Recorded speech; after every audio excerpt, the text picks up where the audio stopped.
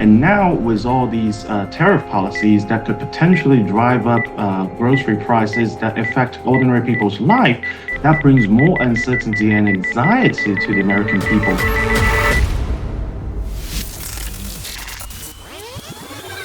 For the American people, the biggest issue over the past presidential election that got President Trump elected at the first place was the situation of the economy. The Trump team promised that they're going to fix the economy and bring more wealth and prosperity to the American people. But judging by the policies they carried out over the past few months, it was not necessarily the truth. And the tariff itself is putting up a lot of disruptions and turbulence in the capital market and in people's daily life.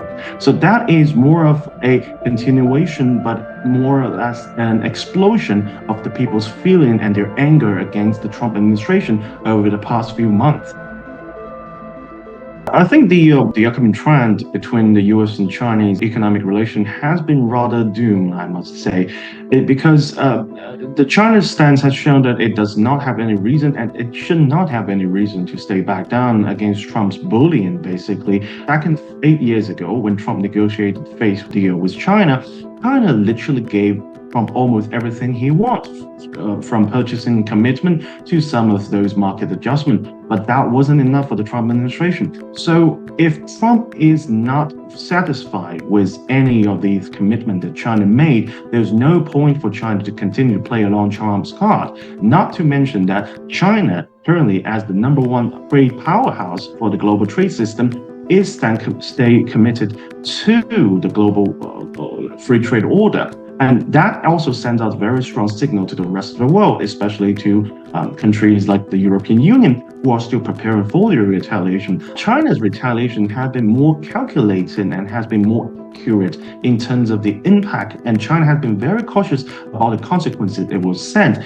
These retaliatory tariffs are merely served as a countermeasure to the Americans rather than use it as a tool to disrupt the liberal trade order.